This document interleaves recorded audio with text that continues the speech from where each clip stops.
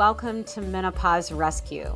I'm Dr. Polly Watson. Midlife women are often caught up in a sea of symptoms. Too often, they're overwhelmed by the lack of support from mainstream healthcare. They're inundated with so-called experts who are selling solutions which may lack credibility. I'm a Menopause Society certified gynecologist with both traditional and functional medicine training. I'm here to guide you through this transition and help you decipher the facts from the fads.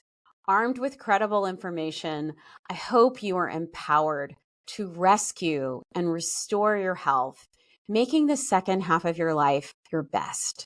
Welcome to Menopause Rescue. I'm your host, Dr. Polly Watson. Today, we're going to talk about side effects of hormone replacement therapy. And I think this is so important because all too often I see women have they start their hormones and maybe they take them for a day and then I get 6 messages about side effects and they're freaking out. And oftentimes these are folks that were a little bit nervous about taking hormones in the first place. So hopefully today we can lower the anxiety level and help people understand what to be on the lookout for and then give them some reassurance about what we need to be more concerned about and what will probably go away on its own, and hopefully give you some ideas on how to manage some of these side effects, because a lot of things are very manageable. Where I'm coming from is that I think natural hormone replacement therapy, so transdermal estradiol, micronized progesterone, even given orally or vaginally, are typically what I prescribe in my practice. So when I'm talking about hormones, that's what I'm talking about in this podcast. Okay, so I'm not talking about the risk of taking oral conjugated equine estrogen, which is Premarin, or a synthetic methoxyprogesterone acetate or norethindrone. That's not what I'm talking about here. So most women taking hormone replacement therapy are on a transdermal estradiol and oral micronized progesterone, and that's what I'm going to limit my conversation to. If you Google risk factors or side effects of hormone replacement therapy, you're going to get a list that doesn't differentiate which is which, right? So for example, gallbladder disease can be exacerbated by oral estrogens. It's not really exacerbated by transdermal estrogens. So I just kind of want to be clear about what I'm talking about and what I'm not talking about, because most people are on natural hormone therapy, transdermal estradiol, micronized progesterone. That's what we're going to focus on today.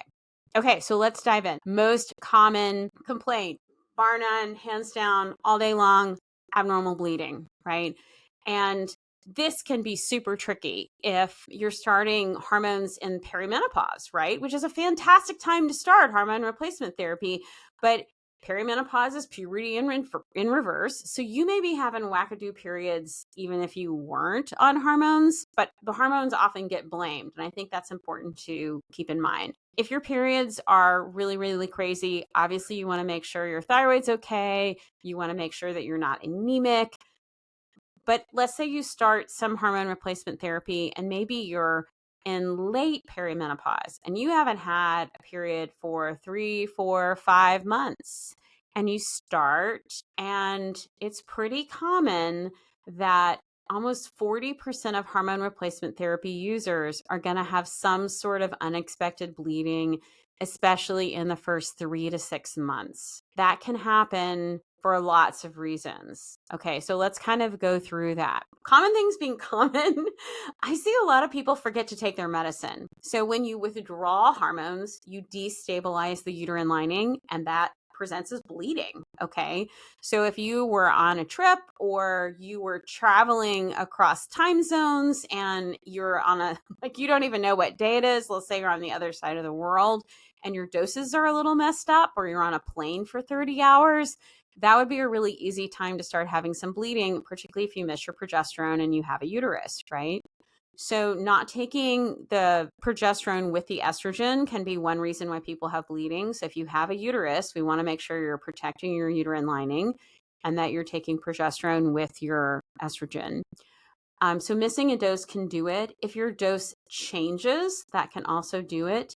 If your ratio between estrogen and progesterone is out of balance, where you're looking a little bit estrogen dominant, that can be another cause. And then we just kind of want to sort of state of the union. So the British Menopause Society, I'm going to include this in the show notes, has a fantastic document and a chart and the whole nine on kind of how to work this up. And I really like the tone of this document because they're like, okay, everybody don't freak out, right? We often just start by freaking out. So what are we worried about when people are having abnormal bleeding? We're worried about uterine lining cancer, okay? Is most postmenopausal bleeding or perimenopausal bleeding uterine lining cancer? No, it's not. So we want to be careful with folks. But one of the things they're doing in this document is saying, hey, what are this person who's calling you with bleeding? What are their risk factors for uterine lining cancer? Have they been taking unopposed estrogen? And I would put a transdermal progesterone cream as unopposed estrogen. So to make sure that folks are aware, because sometimes people are kind of DIYing this and buying things on the internet, progesterone is too large of a molecule to pass through your skin well enough to protect your uterine lining.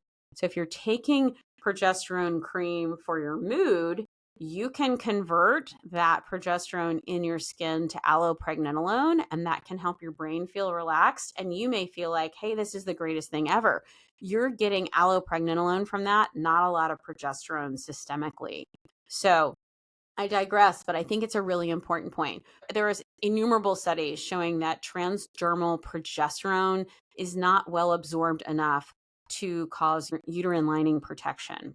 Okay, so what the British Menopause Society did is they said, hey, if someone's coming with bleeding, what are their risk factors for uterine lining cancer? Are we worried about this? So what are those risk factors? Well, if people are diabetic, they have an increased risk for uterine lining cancer. If they're overweight, if they're hypertensive, those are risk factors for uterine lining cancer. Obviously, if they've come in and they've had unopposed estrogen, I'm not really going to sit around and wait. I'm going to go ahead and get an ultrasound, measure the uterine lining. The other thing they do really nicely in this document is in the United States, typically a lot of women are using hormones continuously, meaning they're not cycling them and having a period. And what this British Menopause Society did was they're giving us different measurements when we get someone's coming with bleeding. We get a pelvic ultrasound to see what their uterine lining is. We're worried that that uterine lining has gotten too thick and it's overgrowing, and that's the first step before uterine lining cancer can happen. Okay, so we're typically are taught 4 millimeters or less is good. They give guidelines that if someone's cycling their progesterone, right, so they're on estrogen all of the month, and then half the month they're cycling on and off progesterone, they've been unopposed for half the month, their uterine lining can be a little bit thicker, and that can still be okay. So up to 7 millimeters for someone who's cycling their progesterone. If someone continues to bleed, then the general thinking is that we would switch them to continuous so that their uterine lining would be suppressed the whole time through. So first thing, most common side effect is unscheduled bleeding. This is super hard to figure out if you're perimenopausal because you may have abnormal bleeding anyway. If you are in late perimenopause, it's been months since you've had a period, or you're in postmenopause, you haven't had a period for at least a year, it's still really common. I wouldn't completely freak out about it.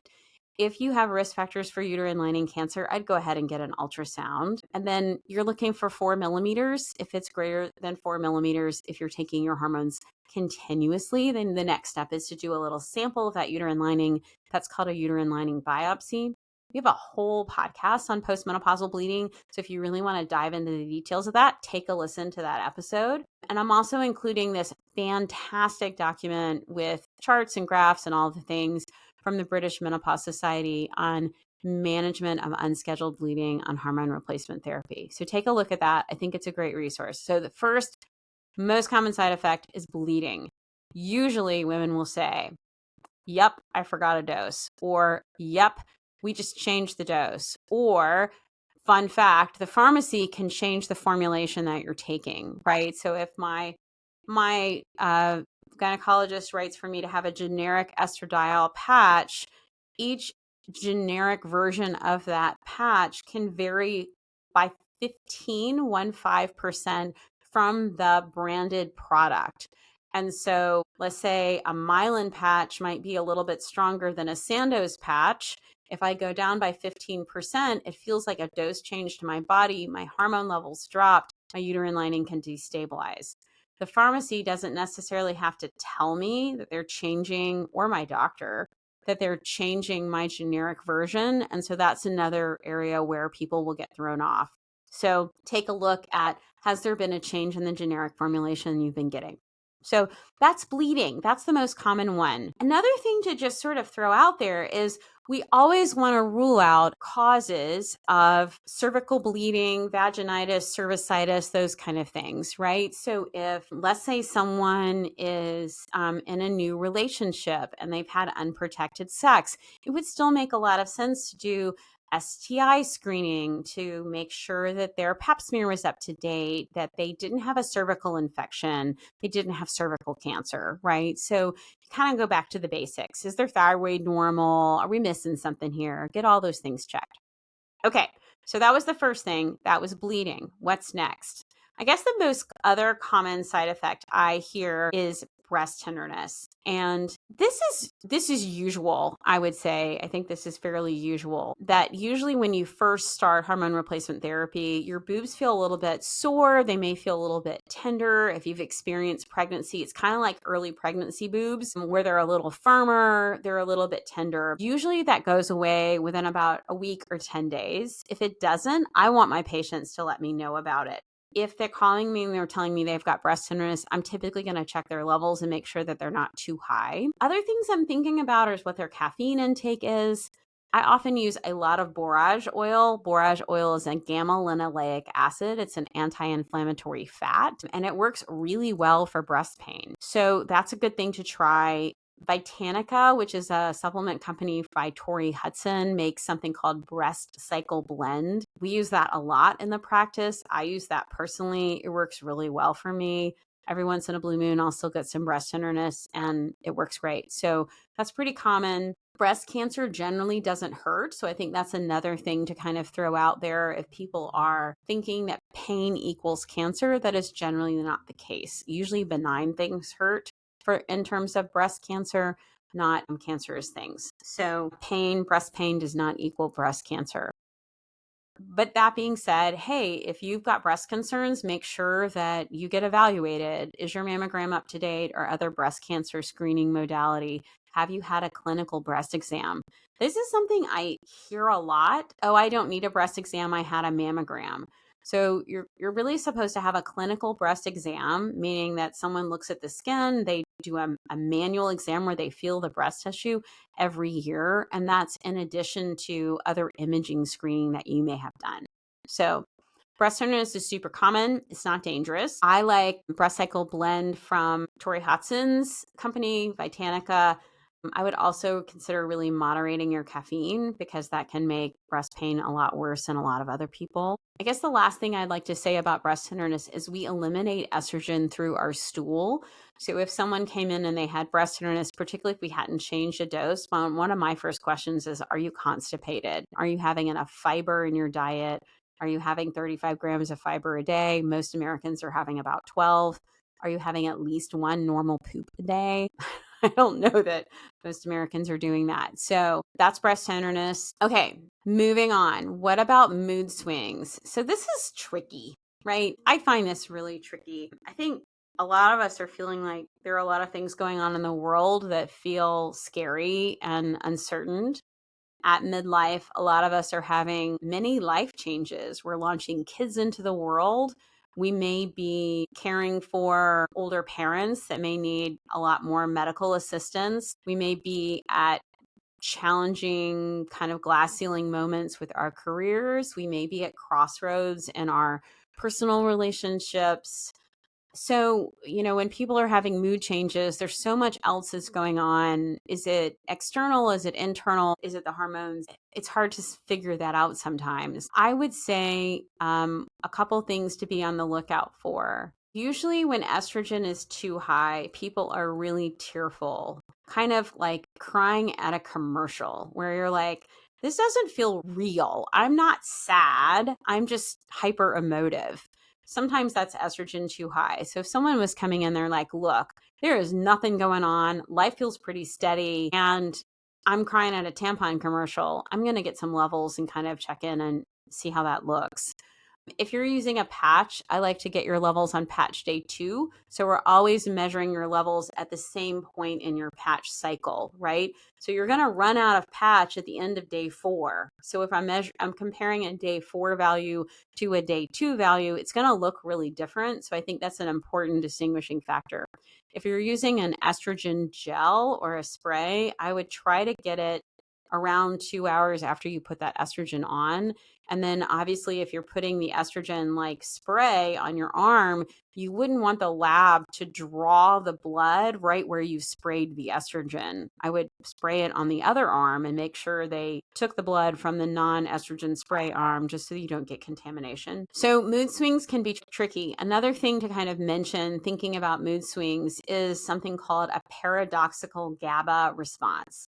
So this doesn't happen very often, but about 3% of people, when you give them oral micronized progesterone, so in most people, oral micronized progesterone increases allopregnanolone in the brain. That's very sedating. It's almost like a benzodiazepine, like a medicine like Valium.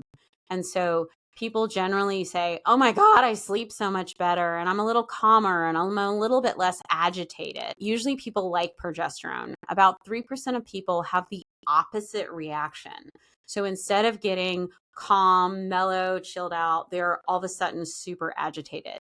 Oftentimes, if you take a good history, you can kind of sort this out. So these are folks that maybe had super, super bad PMS. I would be kind of concerned about that. If you are trying to bypass that, you can often do things that moderate 5-alpha hydroxylase, which is an enzyme that's helping progesterone get to allopregnanolone. So there's some natural things we can try for that. You can, if you're really sedated on the progesterone, like you feel dizzy or you feel kind of flat, like it's almost like someone gave you 2 Valiums and you're just don't even want to get off the couch. Then you could use the same oral micronized progesterone capsule and stick it in your vagina. So like 100 milligrams vaginally. When you bypass your gut, you're going to get a lot more progesterone versus allopregnanolone. You're going to bypass that central nervous system sedation, suppression, dizziness. You're just going to bypass that whole thing and deliver the progesterone directly to the uterus. So that is absolutely an option if you don't tolerate progesterone. So those are the most common side effects that I see. Bleeding by far being the most common. Breast tenderness is kind of coming in at number 2. And then kind of dizziness or feeling a little bit too sedated on progesterone is somewhat common. Some other workarounds for that. So one workaround we talked about was putting 100 milligrams of the oral progesterone in your vagina. I do think we need to clarify a couple things. If you're getting your progesterone compounded and they're compounding it as a sustained release, you would not want to put that in your vagina because the sustained release stuff is going to get really gucky in your vagina and it's not pleasant and you're not going to be happy. But if you're getting your oral micronized progesterone as generic Prometrium at the CVS or the Walmart or the regular pharmacy, that you can put in your vagina. So if you're getting it compounded, it's worth a phone call to the compounding pharmacy. And typically you need a little bit less. Like if you're taking 200 orally, you might only need 100 vaginally because your uterus is getting that directly and you're bypassing your gut, you're bypassing a lot of that allopregnanolone production. So it will really help if you're feeling too sedated, dizzy, those kind of things. So those are some ideas for that. So those are kind of the most common things. This, what we call paradoxical GABA response, feeling really agitated on progesterone, that is by far a much lower incidence of side effects. We only see that about 3% of the time. So I don't want you to be thinking that that's super, super common. What about bloating? Bloating is such a loaded word. I don't even know what people mean by that. When I say bloating, I mean fluid retention. I am not talking about like your belly feels bigger. Some women are coming and saying they have bloating, and they're really talking about like a central adiposity. They're gaining weight. They say bloated. Okay, I'm not saying that. I'm talking about I'm puffy. I have more fluid accumulation at the end of the day on my ankles. My gut might be moving a little bit slower. Estrogen can cause fluid retention. It can also cause sometimes slowing down the digestive system, although that's complex and probably everybody's got a different microbiome. So I don't know that everybody's going to respond to that quite the same. But if you're having bloating, it's generally going to clear up in a couple of months. If it's terrible, there's certain things we can do to help. And so, obviously, if your gut's not moving very well, we want to make sure you're having plenty of fluid. We want to make sure you're moving and exercise. We want to make sure you're getting plenty of fiber. You hear a theme here. Plenty of fiber, 35 grams of fiber a day minimum. That would be great. I will say, if you're kind of on a Western American diet, you're not having much fiber, you wouldn't want to start with 35 milligrams of fiber. You would be having diarrhea all the time. You'd be miserable. Start low, work up slow. But that's your goal, is to get at least to 35 grams a day. So we talked about bleeding, we talked about breast tenderness, we talked about moods and dizziness, we talked about bloating. Kate and I just did a whole podcast on melasma, so I'm not going to spend a whole lot of time on it here, but melasma is this sort of brown skin discoloration, hyperpigmentation, which is due to estrogen and sun exposure. So it can happen, we often see it after childbirth or during childbirth, but adding estrogen, a lot of us are putting estrogen in our bodies and on our skin, right, is a time where we need to use a really good mineral-based sunblock, because we're at an increased risk to get potentially more melasma or more of that skin discoloration. So if if you're thinking about starting hormone replacement therapy or natural hormone therapy, and you had really bad melasma after pregnancy or during pregnancy, that would be something to mention, right? So sometimes we're having a little bit of a preventative conversation if we're thinking about starting something that you might actually really need for your mood and your bones and your brain and all the things. We might even give you something topical to put on your skin besides just sunscreen to help with that. So there are solutions. We did a whole podcast on melasma, so take a listen to that. But I would be mindful of that and certainly mention that to your clinician if you had a significant history of melasma. Another relatively common side effect with people who are using the estrogen patch is skin irritation.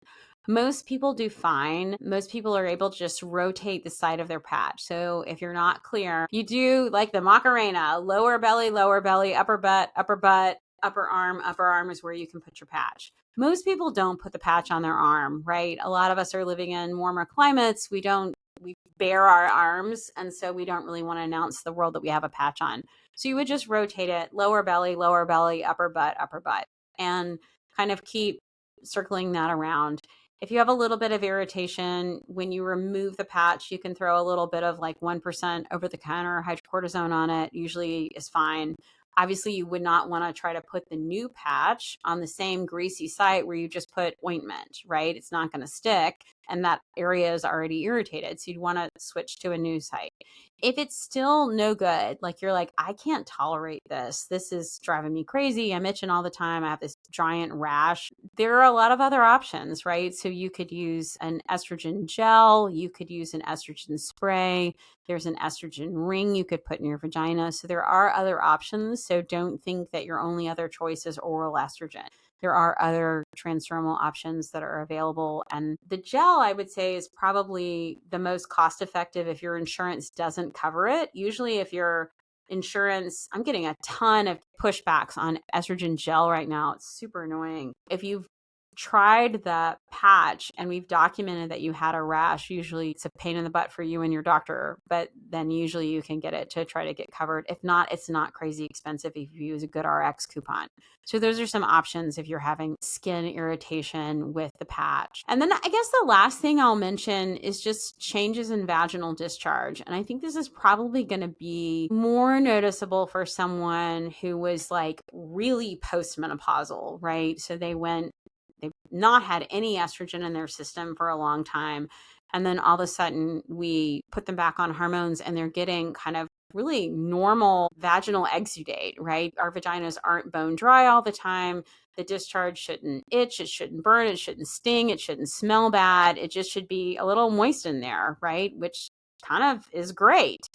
And so that can be alarming to people if they're like used to having nothing happen down there.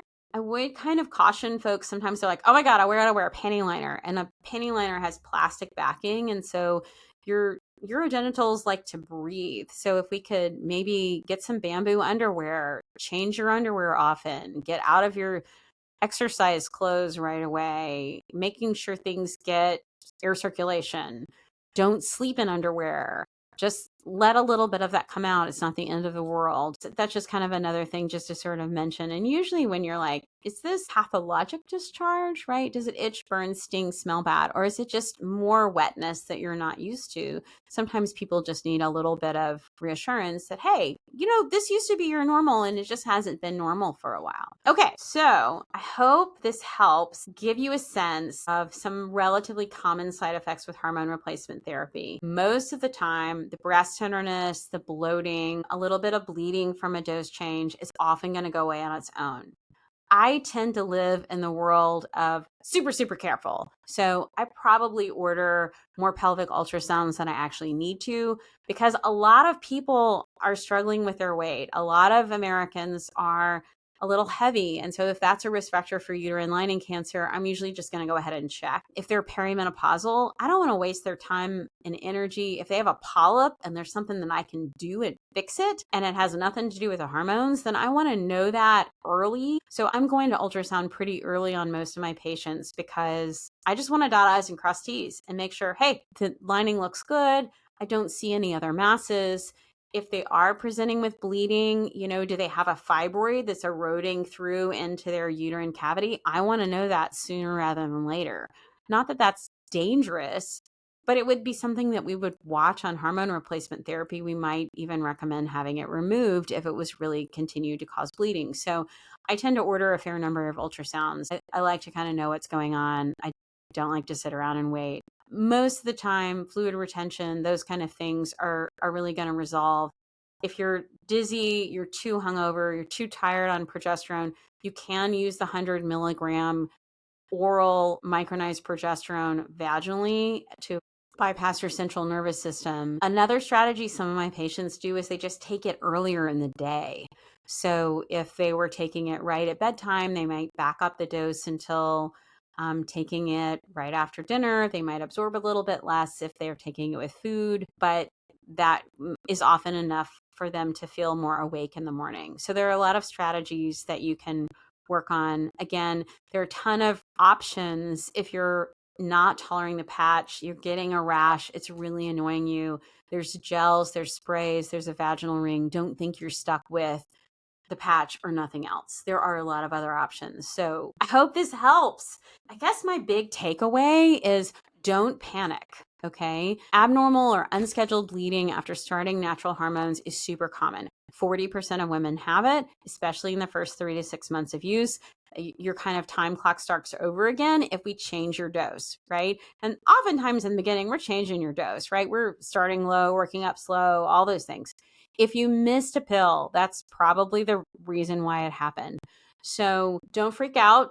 Reach out for bleeding. Getting an ultrasound is probably a reasonable thing to do. Dot I's, cross T's. There's a whole podcast on postmenopausal bleeding, and check out this fantastic resource from the British Menopause Society. It really kind of outlines all the ifs, ands, or buts if you really want to dive into the details. I hope that helps. Please share this episode with friends and family if you feel like they would benefit from this information. Hopefully this will make natural hormone therapy feel less scary and help give you some confidence if you do have some side effects that a lot of times they'll just go away on their own if you just give it a little time.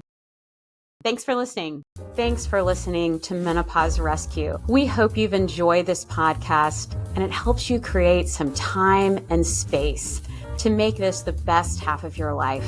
If you've enjoyed this content, please leave us a 5-star rating and review. This helps other listeners find this resource and rescue and restore their health. If you enjoyed this topic and want to learn more, check out our resource guide for this episode. If today's podcast resonated with you and you want to take a deeper dive, check out my educational resources. We offer basic membership, which is an archive of over 100 videos on menopausal topics ranging from bone health to libido. We add to this archive every month, so the resource becomes richer and richer over time. If you're looking for a menopause expert and live in North Carolina, take our free online class and see if we're a match for your needs. It's called Are We a Good Fit? And is a quick and easy way to learn more about our practice and what it has to offer. Hey, this is Dr. Watson. This is just a friendly reminder that this podcast is for general information purposes only and does not constitute the practice of medicine. No doctor-patient relationship is formed, and any information you get from this podcast is considered educational only. You should make medical decisions with your healthcare provider. The content of this podcast is not intended to be a substitute for professional medical advice. Listeners should not disregard or delay in obtaining medical advice for any medical condition, and they should seek assistance from their healthcare professionals.